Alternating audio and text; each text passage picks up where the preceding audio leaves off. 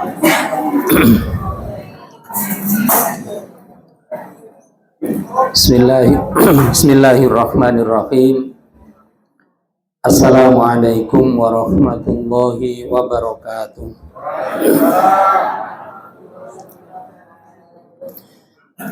Alhamdulillahi wa kafa, wassalatu wassalamu ala nabiyil mustafa wa ala alihi wa ashabihi ahli sidqi wal wafa. Asyhadu an la ilaha illallah wahdahu la syarikalah wa asyhadu anna Muhammadan abduhu wa rasuluh. Allahumma salli wa sallim wa barik ala nabiyyina Muhammadin wa ala alihi wa ashabihi ajma'in. Amma ba'du, qala Allah ta'ala fi kitabihil karim, a'udzu billahi minasy syaithanir rajim. Ya ayyuhalladzina amanu taqullaha haqqa tuqatih wa la tamutunna illa wa antum muslimun.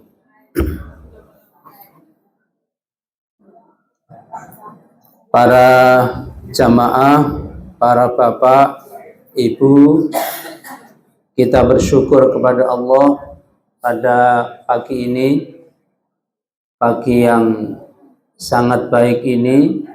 Kita bertemu, dikumpulkan oleh Allah di masjid kita, Masjid At-Tanwir. Mudah-mudahan pertemuan kita ini menjadi pertemuan yang mendapat rahmat dari Allah Subhanahu wa Ta'ala.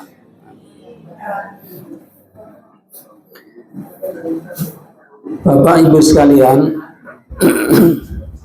pagi ini mari kita memikirkan, mentadabburi ayat-ayat di dalam surat Al-Muddatsir. Mulai ayat 40 sampai dengan ayat 47.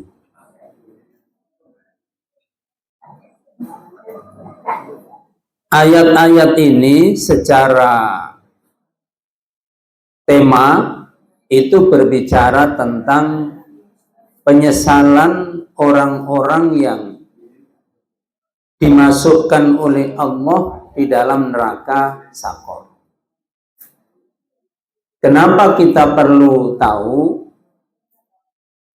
Tidak lain dan tidak bukan adalah agar apa yang sudah mereka sesali jangan kita ulangi. Kita mengambil ibrah dari apa yang pernah dilakukan oleh mereka saat hidup, dan itu berbuah menjadi penyesalan di akhirat. Nah, kita kepingin tahu itu supaya naudzubillah jangan sampai kita menyesal seperti apa yang mereka sesalkan. Itu tujuannya.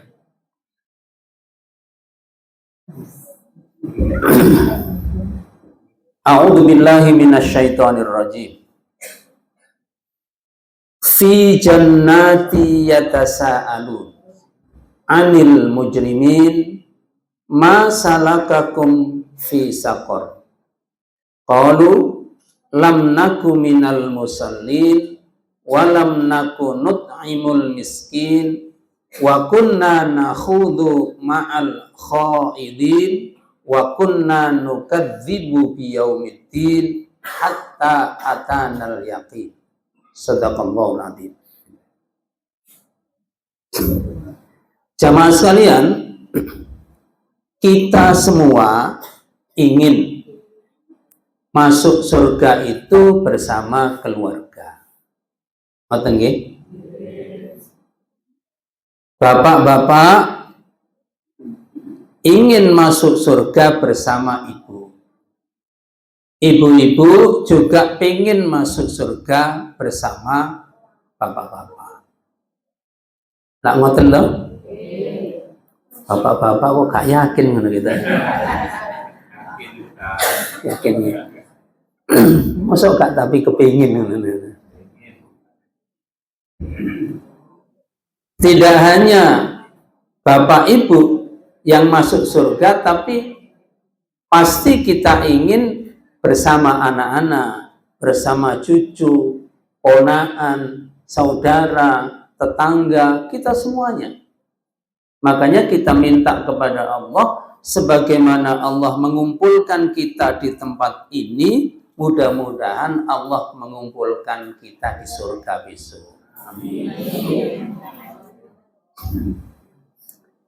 Nah, di ayat-ayat ini Allah bercerita kepada kita tentang pertama orang-orang yang di surga, fi jannatin yatasaalun.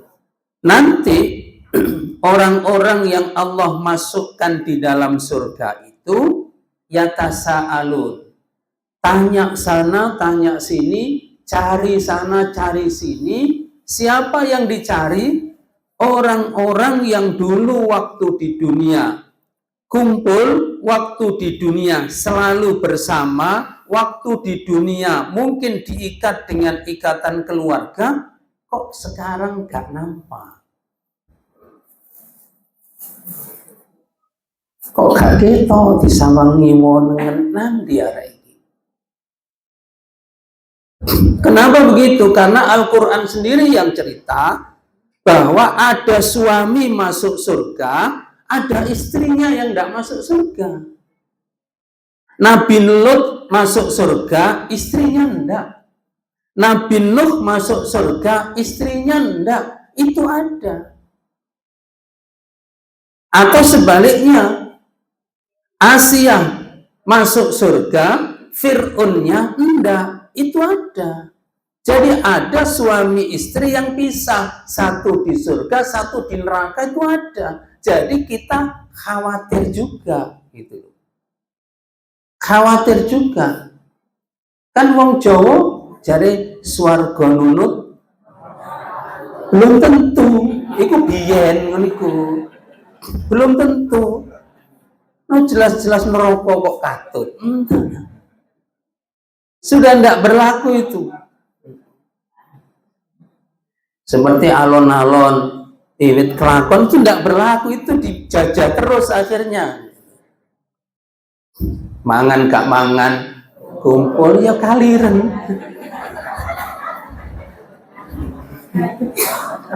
Itu dulu manfaat. Nah, jadi ada orang tuanya di surga, anaknya tidak ada di surga. Nabi Nuh. Ada anaknya di surga, bapaknya tidak ada. Sinten? Nabi Ibrahim. Tapi ada Nabi Ibrahim alaihissalatu wassalam, Nabi Ibrahim di surga, Sarah dan Hajar di surga, anak-anaknya Ismail, kemudian Ishak, semuanya di surga. Itu yang kita inginkan. Itu. Tapi ayat ini Allah bercerita kepada kita, nanti ada orang-orang yang fi jannatin, ada di dalam surga, yatasaalun, mereka nanya, cari. Siapa yang dicari? Anil mujrimin. Yang ditanya, yang dicari itu adalah para mujrim. Mujrim itu orang yang banyak melakukan pelanggaran hukum. Orang yang banyak maksiat kepada Allah. Orang yang banyak melakukan kejahatan. Orang yang banyak melanggar larangan. Orang yang banyak tidak melaksanakan perintah. Itu namanya mujrim. Jamaknya mujrimin. Mujrimin itu orang yang banyak dosanya. Jangan dipakai nama cucunya. Kok apik mujrimin? Ahmad mujrimin ya, jangan. Ini ahli neraka. Mujrimin itu neraka, orang-orang yang di neraka. Nah, Allah Subhanahu wa ta'ala mengizinkan orang-orang di surga ini melihat ternyata Orang-orang yang dicari-cari di surga itu memang tidak ada. Lalu Allah izinkan mereka untuk nyengunguk. Apa nyengunguk ini? Melihat dari atas ke bawah itu. Kelihatan orang yang dicari itu kemudian tanya, masalah kakum fi sakor. Apa yang dulu kamu lakukan waktu di dunia yang akhirnya itu membawa kamu masuk neraka sakor? Biyen sampean iku nglakoni apa? Sing sampean lakoni biyen iku apa? Kok saiki mlebu neraka? Apa?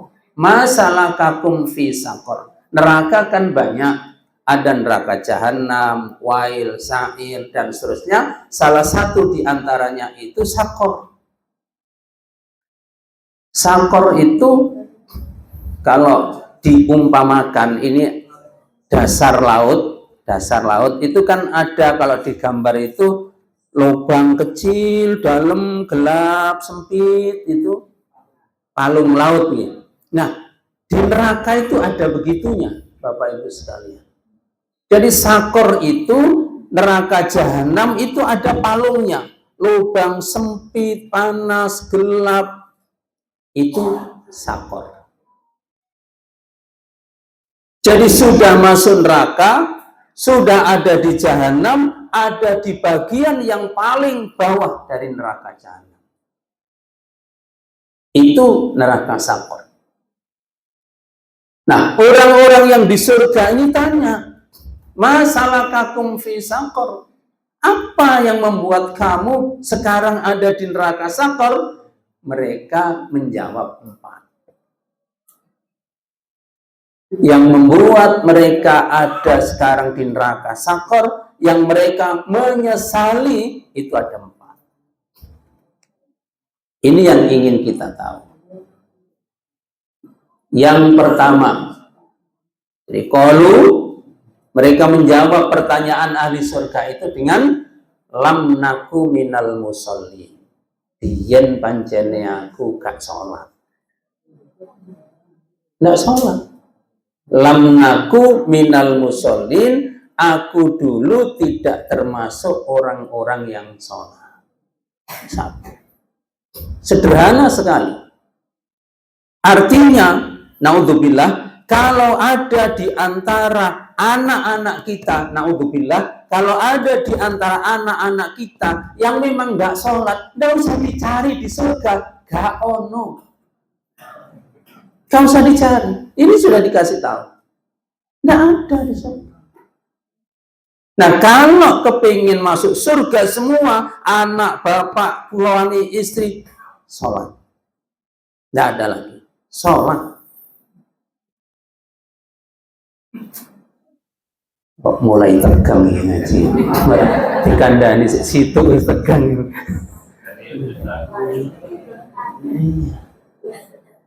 Saya ulangi lagi, kalau ada, naudzubillah, summa naudzubillah, kalau ada di antara anak kita, saudara kita yang memang tidak sholat, nggak usah dicari di surga, gak ono.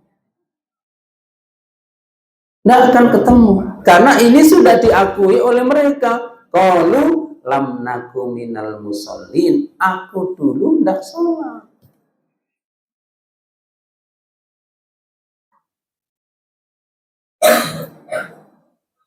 Makanya Bapak Ibu sekalian, di Al-Quran itu banyak ayat-ayat tentang perintah sholat.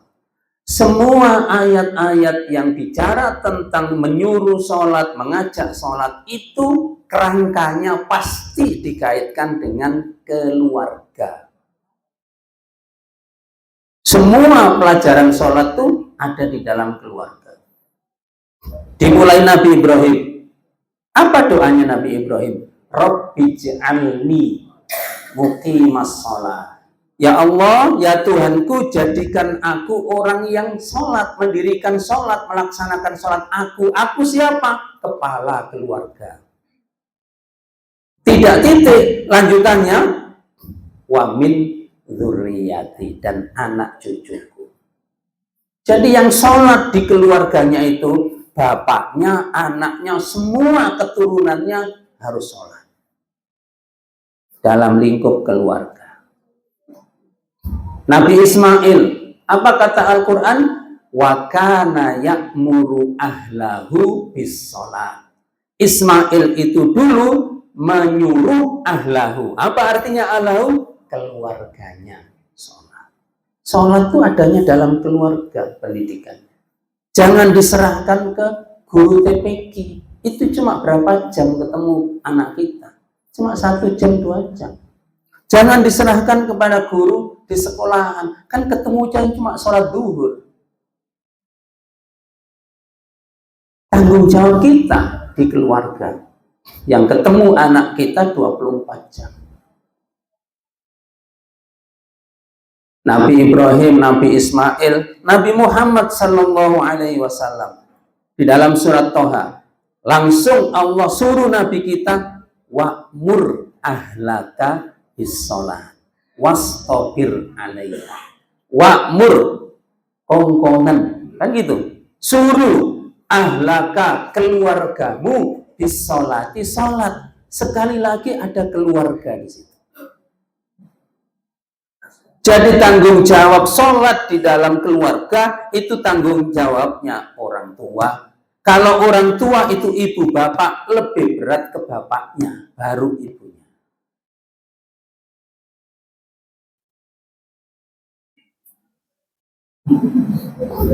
Kok menang ini kok? Oke.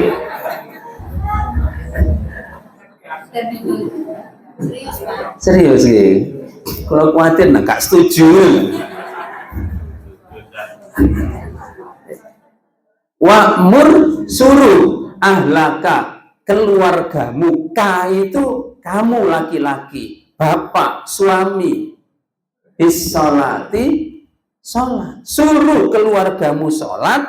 Yang kedua, wastabir alaiha. Kalau menyuruh sabar itu wasbir.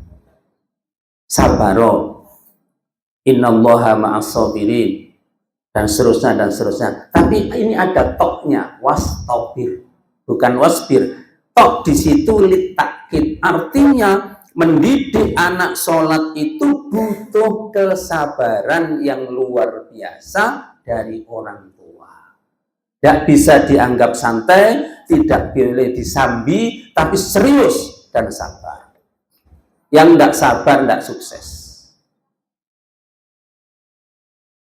Ngoten. Wastabir alaiha.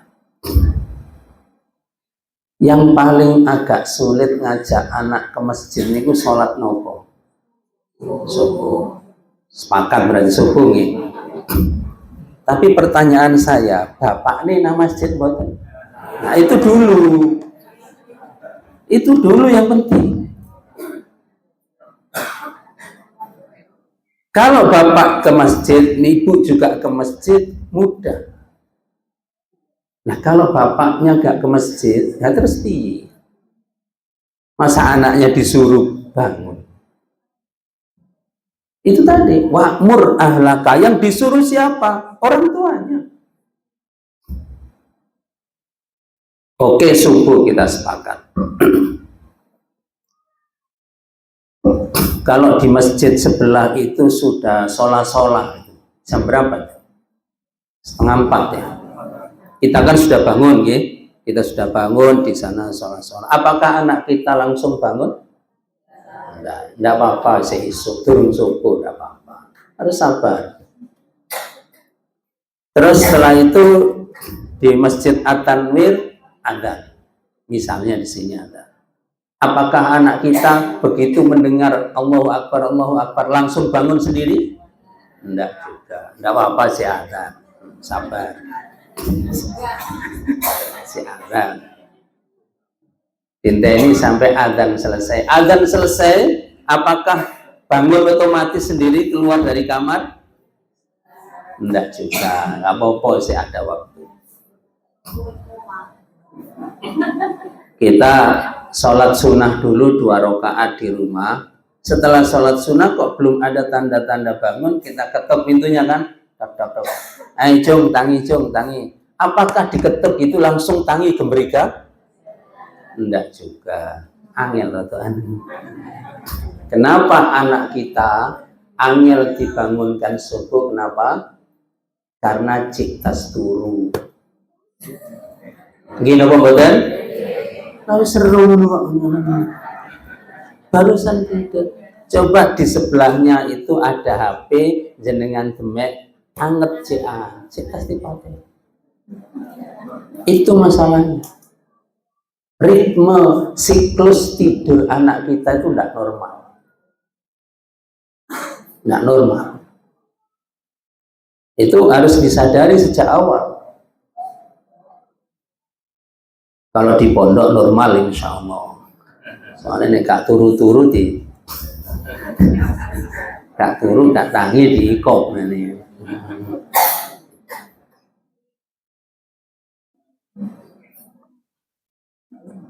Masalahnya di sini. Jadi kalau jam 9, jam 10 rumah lampu dimatikan, semua masuk kamar, kita juga masuk kamar, anak kita masuk kamar, apa dia tidur? Ketika anak kita masuk kamar, lampu dimatikan jam 9, jam 10, itu mulai kehidupan yang sesungguhnya. Mulai itu. Browsing sana, browsing sini, posting sana, posting ini, chat sana, chat sini, kadang mabar dan seterusnya, itu sampai jam 1. Jam 1. Nyekrol, mau tidur kan nyekrol dulu sana, IG dan seterusnya, jam 2. Jam 2 baru tidur. Apa mungkin adzan subuh bisa bangun? Tidak mungkin. Sing nukokno HP sapa? Semua rumah wifi full, gitu? Ini sih.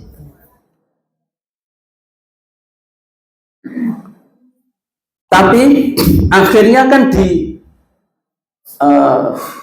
adzan sudah selesai, kita sudah sholat sunnah, kemudian sudah mau qomat, anak kita ketuk, nggak tangi-tangi, akhirnya emosi. Suara agak tinggi, kita masuk kamarnya, memang anak kita belum bangun, yecek kemulan, yecek bantalan, seperti tidak dengar apa-apa. Memang begitu.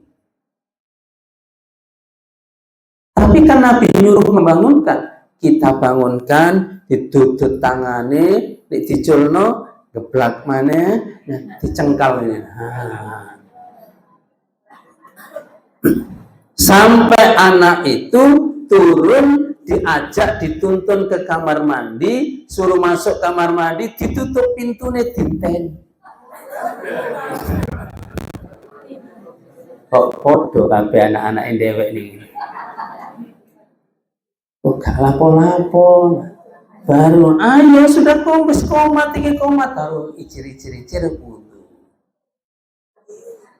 Bapak Ibu, apa yang perlu diperhatikan? Wudunya anak kita. Itu harus diperhatikan. Wudu sah, insya Allah masuk ke sholat benar. Wudunya tidak sah, sholatnya kan tidak sah. Sholatnya tidak sah karena syarat sahnya sholat wudu. Anak kita itu kalau bajunya kancingan, pegah buka kancingnya ini pegah. Sini diset saketoke dibasuh tangan. Kaki juga begitu. Potongan celana anak kita kan kecil bawah. Nyincing iku angel. Dibuka kerane, dicer selesai. Itu harus dicek Bapak Ibu sekalian. Bukunya sudah benar, gurunya ngajar sudah benar, tinggal kontrolnya.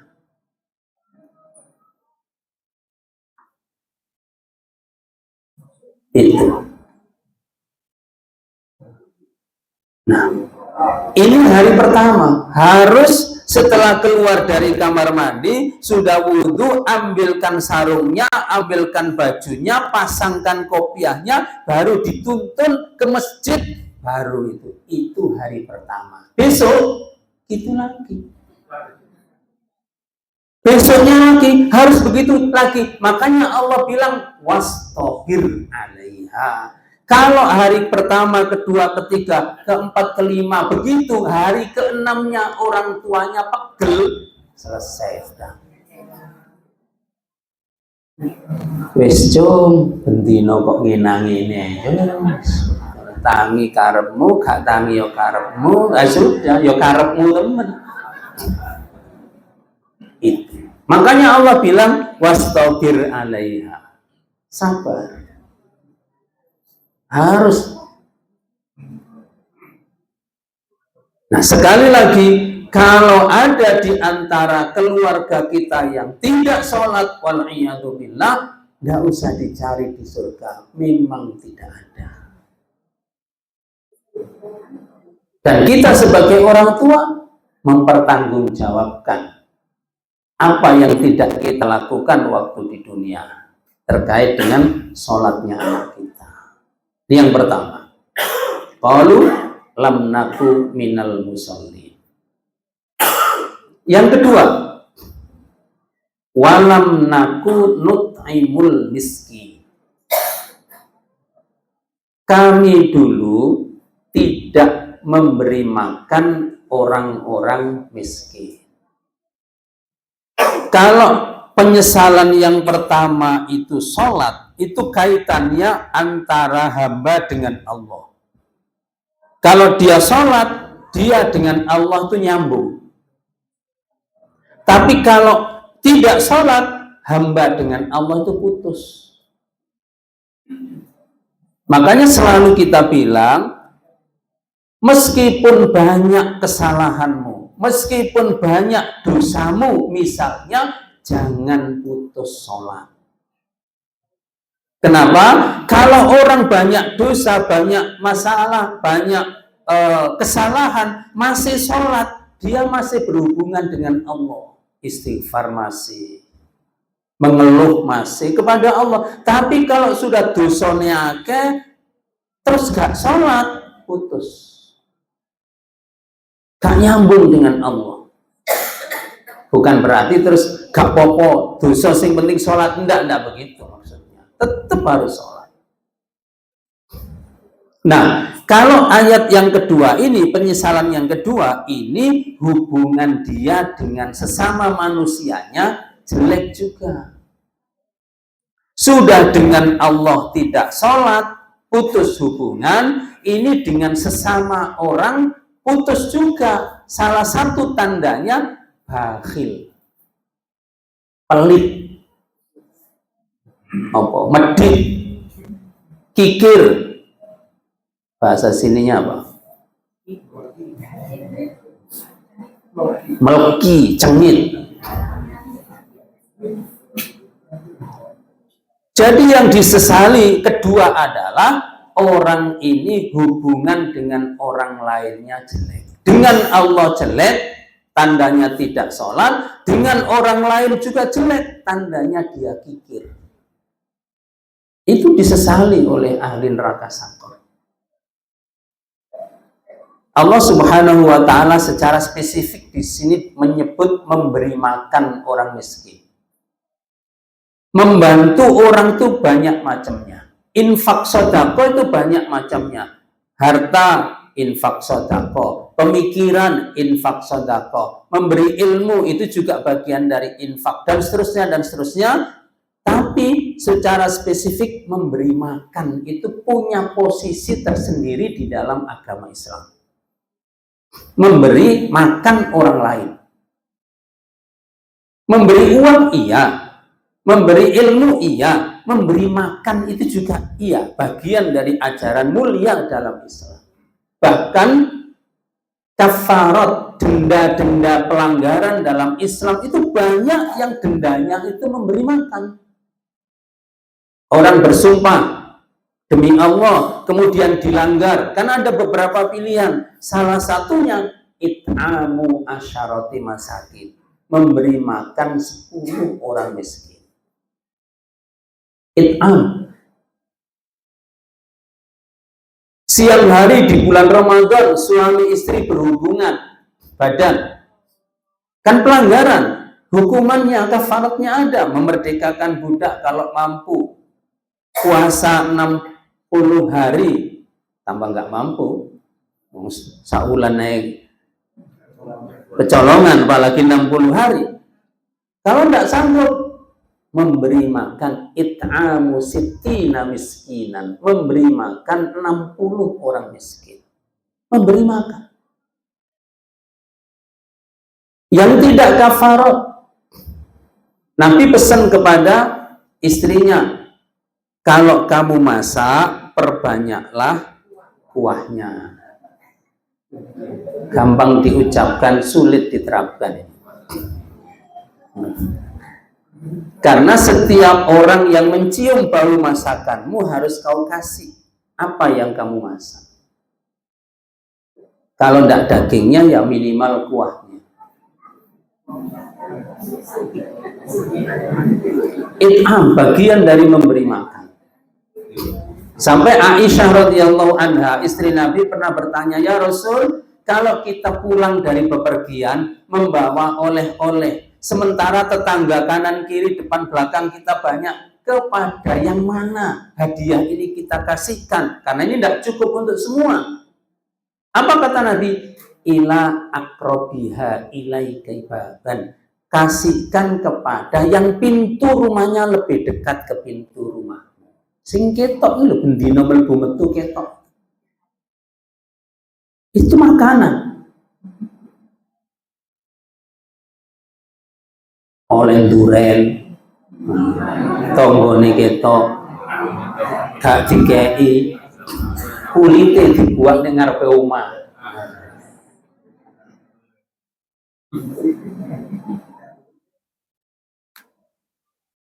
Jadi hubungan dengan sesama tetangga, apalagi sesama muslim, ini juga bagian yang harus kita perbaiki selama kita hidup di dunia, sebelum naudzubillah nanti orang menyesal karena itu. Bakhil. Yang ketiga, wa kunna nakhudhu ma'al khaidin. Dan kami dulu nakhudhu ma'al khaidin itu artinya kumpul-kumpul, ngomong-ngomong, tapi nambah dosa, tidak nambah pahala. Itu khaidin. Kumpul, omong-omong, malah nambah dosa. Ada orang begitu, Pak? Di mana biasanya?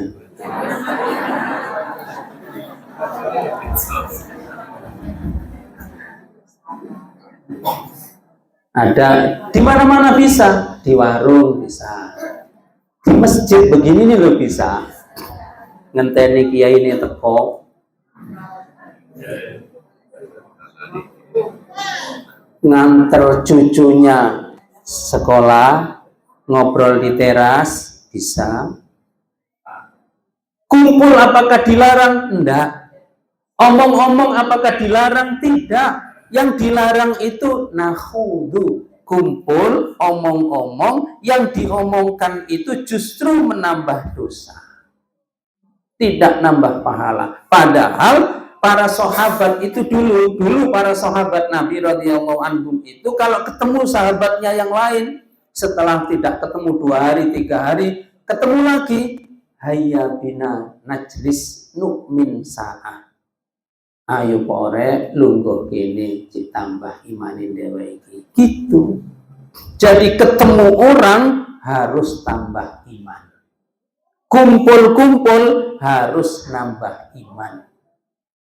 Ketemu, kumpul kok malah nambah dosa, luwe apik gak ketemu sopo-sopo.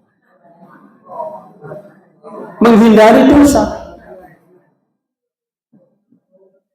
Dan itu yang disesali.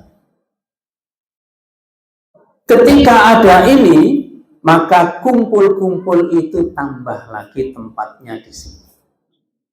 Ada berapa grup di HP kita? Banyak. Grup pengajian, grup takmir, grup musola, masjid, berapa sudah? Di desa, grup RT, RW, desa, balai desa, RT saja itu ada yang bapak-bapak, ada yang ibu-ibu sendiri. Grup alumni, alumni TK, SD, SMP, alumni TK tahun 90, alumni SD. Berapa itu grupnya? Belum lagi wali murid, grup wali murid, piro anake, semua ada grupnya. Sing di-share ya cuma sitok, share kono, share kene. Apakah dilarang? Enggak, sama kumpul di masjid dengan kumpul di grup WA sama. Intinya ketika kita kumpul nambah iman, jangan nambah dosa. Ketika kita kumpul ngobrolnya yang manfaat, jangan yang menyakiti orang, itu saja. Sama. Pegangnya apa? Belum lagi yang punya media sosial, sing nom-nom punya IG, sing rodok tua punya Facebook.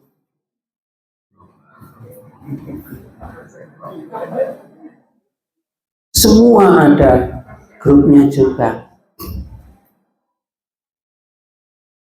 Yang punya IG, followernya 2000, ketahuilah sesungguhnya itu 2002. Yang punya Facebook, temannya itu 3000, ketahuilah sesungguhnya itu 3002. Yang 2 itu Rokib dan Atid. Apa dikira Rokib dan Atid tidak baca? Baca. Apa tidak mengamati? Mengamati. Cuma tidak pernah komen. Itu saja. Karena ma yalfidhu min qaulin illa ladaihi raqibun atid. Tidak ada satu kata pun yang keluar dari mulut kita kecuali itu dicatat oleh Raqib di sebelah kanan, oleh Atid di sebelah kiri. Itu sebelum yang lain baca, Raqib sudah.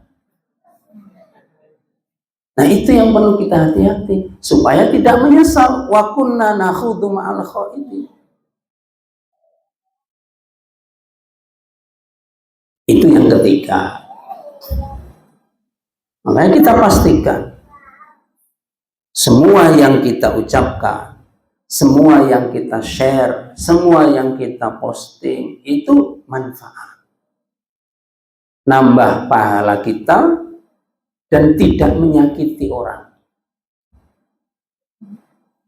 Kan di grup-grup itu kadang-kadang tiba-tiba keluar grup. Nggak tahu sebabnya, karena tersinggung, karena tersakiti. Yang keempat, terakhir itu HP sudah bunyi itu kan. Yang keempat, wa kunna nukadzibu biyaumiddin hatta atanal yaqin.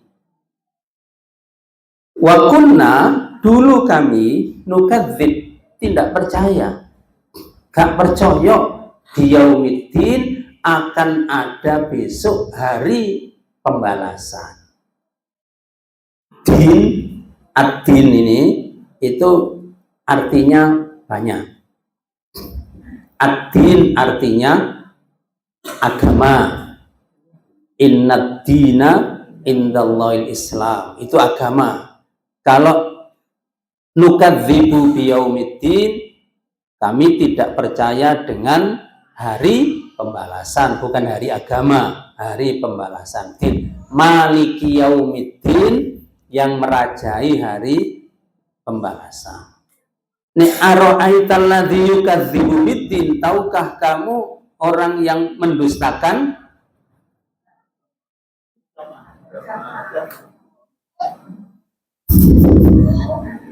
di situ bisa dua-duanya. Ini mendustakan agama itu Roma Irama. Tapi ahli tafsir yang lebih banyak itu hari pembalasan. Karena orang yang tidak santun, tidak peduli yatim, itu sama dengan tidak percaya hari kiamat. Di dalam surat Ad-Duha, surat Tin, itu begitu. Tapi dua-duanya bisa.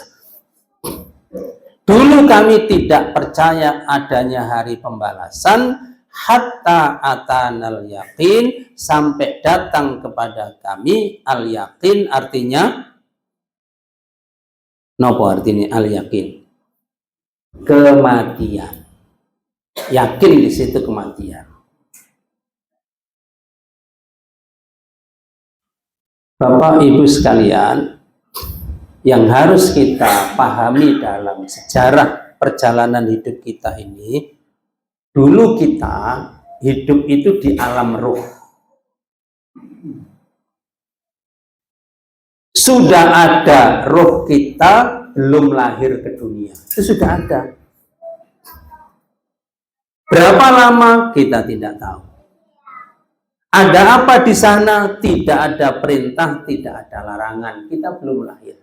Tapi sudah bersaksi kita akan menyembah Allah. Alastu birabbikum qalu bala. Setelah itu kita lahir di dunia sekarang ini. Ada fisik, ada ruhnya. Berapa lama umat Nabi Muhammad itu bainas sittin wasab'in? Ya sekitar 60-70. Kurang ya ada, lebih juga ada. Jadi yang sudah di sini ya harus waspada. 60-70 ini waspada. Segitu-gitu itu. Tidak lewat. Ada memang ada.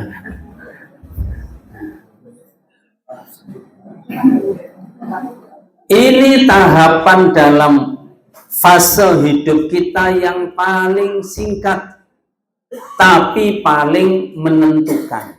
Di sini segala bekal dicari. Di sini. Setelah itu kita akan pindah ke fase yang ketiga, yaitu ke alam kubur atau alam barzakh. Ada apa di sana? Di sana tempat menanti, menunggu. Menunggu apa? Hari kiamat. Ada orang yang menunggu itu kepingin ke sana, ada orang yang menunggu itu kepingin balik ke sini. Orang-orang calon ahli surga setiap pagi ditunjukkan nikmatnya di surga. Ini istanamu, karena kamu dulu di dunia membangun masjid. Kan ada hadisnya. Ini rumahmu di surga karena kamu dulu rajin sholat duha. Ada hadisnya. Semua ditunjukkan, ini buah, ini rumah, ini istana, ini bidadari, ini macam-macam. Orang yang seperti ini setiap pagi petang dia minta kepada Allah, ya Allah, kapan hari kiamat, kapan hari kiamat. Keburu kepingin masuk surga. Tapi ada yang tidak begitu. Orang yang memang calonnya ahli neraka, setiap pagi dan petang, kalau tadi yang ahli surga itu kan kuburannya dilapangkan, diluaskan, baunya wangi, luas, kelihatan nikmatnya dari situ, bisa melihat pintu surga. Kalau ini sebaliknya, kuburannya disempitkan sampai tulang-tulangnya itu remuk, dihimpit oleh kanan dan kiri, hancur lebur tulangnya serta hangus tubuhnya itu karena dibakar api dan lain-lain. Itu rawahu Idalaila itu ya. Yang hafal berarti wis. Itu kan ada hadisnya, bukan Idalailanya, itu hadisnya memang begitu. Memang hadisnya begitu. Kanan kirinya menyempit, tulang-tulang iganya masuk satu dan yang lain remuk, dan kemudian ditunjukkan dari situ ke neraka itu terbuka pintunya. Sehingga setiap pagi dan petang dia melihat ini gergaji, ini gunting yang akan memotong-motong ilatmu, lidahmu. Karena kamu waktu di dunia lambemu istilahnya apa?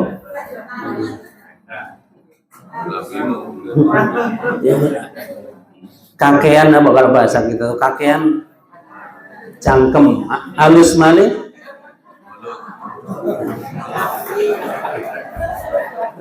Kakean cocok di ditunjukkan ini gunting, ini gergaji, ini minuman, ini macam-macam setiap pagi dan sore. Makanya dia minta kepada Allah, ya Allah kembalikan aku ke dunia lagi. Tapi kan tidak mungkin, udah selesai. Kon kan mesti kei waktu, sudah tahun. Kon mesti kei awak sehat, kon yo tahun no. Terus kon gawe opo? Wis entek, wis cukup. Sudah selesai. Malah ada siksa kubur. Ini bukan judul lagu, bukan dah, siksa kubur. Dua orang yang akan mendapatkan siksa di kuburan, orang yang melakukan dosa namimah, lesan lagi. Namimah. Provokator, adu-adu, itu namimah. Bikin berita hoax, itu namimah. Dan yang kedua, orang yang tidak bersih, tidak suci ketika buang air kecil. Itu ada azab kuburnya, hati-hati. Terutama buat takmir masjid. Ketika membangun tempat wudhu plus toilet, itu harus hati-hati. Strukturnya itu harus jelas. Ini masuk ini ke toilet dulu, terus wudhu, apa wudhu dulu lewat ngarepe toilet. Itu harus diatur. Karena kaki ini menginjak apa? Kalau misalnya naudzubillah di sini wudhunya, di sini pintu toiletnya, orang keluar dari toilet, misalnya kakinya najis, ini dari wudhu menginjak itu terus ke masjid, kan nginjak najis baru ke karpet masjid. Dia sendiri sholatnya tidak sah, dan ini masjidnya najis, nggak sah kabeh. Hati-hati itu. Ya, tetapi bukan hanya takmir masjid, kita secara individual juga punya kewajiban menjaga. Bapak-bapak belum sewu yang pakai celana panjang, kan memang diangkat pipis, nyipratnya itu kemana? Ini harus hati-hati. Sing disiram diguyang itu sakiro. Ini juga harus dihati-hati.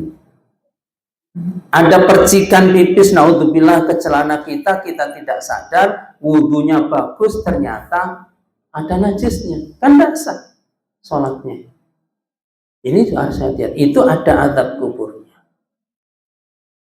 Nah, setelah hari kiamat, kita tahap keempat, kehidupan akhirat, ada surga, ada neraka.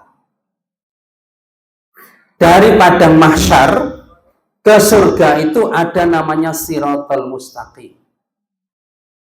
Apa Siratal Mustaqim itu? Nguwot. Nah, paling gampang nguwot. Bukan jembatan, enak lah jembatan di Sapraya. Kalau dulu ada titian serambut dibelah 7. Rambut disigar dari pitu, saking sulitnya menyeberang di situ. Ini tahapan terakhir. Nabi cerita kepada kita, ada orang yang dari mahsyar ke surga lewat Siratal Mustaqim itu kal barqi, koyok kilat, set nyampe. Memang waktu di dunia orang ini selalu begitu. Ibadahnya, amal solehnya. Orang kedua, yajri jarian, lewat di Siratal Mustaqim itu lari cepat. Memang hidupnya di dunia dulu ke masjid paling disiar. Puasa sunnah ndak tertandingi. Infak paling akeh. Hari ndak dikejar orang lain. Yang ketiga ada orang yang yuharwilu harwalatan, melaku klewes itu. Tapi akhirnya masuk surga. Memang di dunianya dulu begitu. Ya ke masjid, ya salat, telat terus. Ya mlebu swarga. Tapi ya iku mau. Masbuk. Kadang komat baru tangi, kadang orang buyar, lu wis buyar. Ada orang berikutnya yang melintas di Siratal Mustaqim 1, 2, 9, 10 langkah jatuh.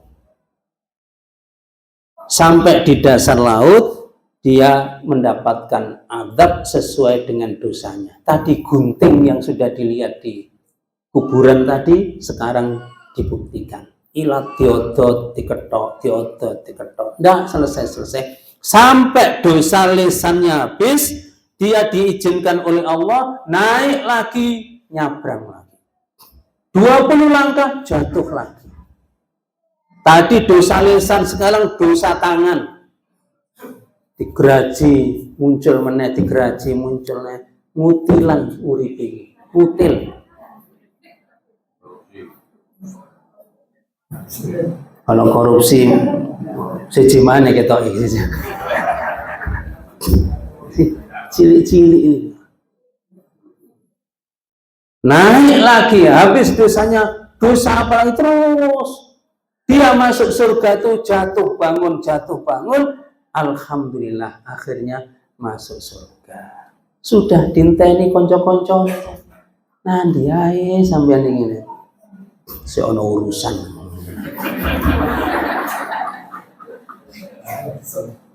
Ada lagi, masih 2 orang lagi. Satu lagi baru 1 langkah. 1 langkah jatuh dan tidak pernah muncul kembali. Karena apa? Ya, saumur-umur mulai cilik sampai tuwek dosa tok. Tidak ada yang bisa menyelamatkan dirinya selain rahmat Allah, kemudian amalnya tidak ada. Dosa tok. Poso gak tahu poso, sholat ya gak sholat. Riyo ya enggak. Malamnya takbiran, tapi riyo gak sholat.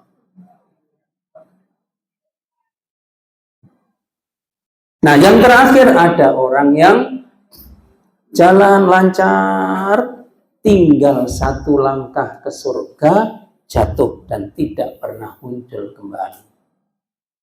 Siapa? Orang yang dari kecilnya ape tua-tua lo belakraan. Pas belakraan kecelakaan mati. Naudzubillah. Makanya kita berdoa kepada Allah, ya muqallibal qulub, tsabbit qalbi ala dinik. Kalau sudah di surga, khalidina fiha. Sudah selesai. Itu yang Allah janjikan. Kalau ada di neraka, 2 kemungkinan. Pertama, kemungkinannya adalah khalidina fiha, abadi karena dosanya syirik, tidak pernah baik. Yang kedua, kemungkinannya dihabiskan dosanya di neraka baru diintas ke surga. Nah, jadi Bapak, Ibu, dan saudara-saudara sekalian, ini apa-apa yang disesali oleh orang di neraka sakor, Allah sudah sampaikan kepada kita, Allah jelaskan kepada kita, agar kita pahami, dan jangan sampai kita melakukan apa yang mereka sesali dulu. Ada sesal dahulu pendapatan, sesal kemudian tak berguna. Itu rawinya sama juga itu.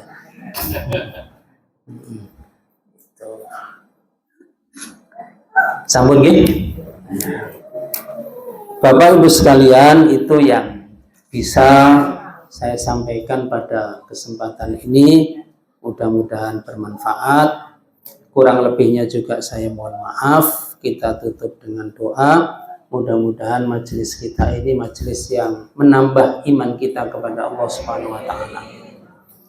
Allahumma salli wa sallim wa barik ala nabiyyina Muhammadin walhamdulillahi rabbil alamin. Hamdan syakirin, hamdan na'imin, hamdan yuwafi ni'amahu wa yukafi'u mazidah. Ya Rabbana lakal hamdu kama yanbaghi li jalali wajhikal karim wa 'azimi sultanik. Allahumma inna nas'aluka salamatan fid din wa afiatan fil jasad wa ziyadatan fil ilm wa barakatan fil rizq wa taubatan qabla al maut wa rahmatan 'indal maut wa maghfiratan ba'dal maut. Allahumma hawwin 'alaina fi sakaratil maut wan najata minan nar wal 'afwa 'indal hisab. Rabbana ighfir lana wa liwalidina warhamhum kama rabbawna shighara. Rabbana atina min ladunka rahmah wa hayyi' lana min amrina rasyada.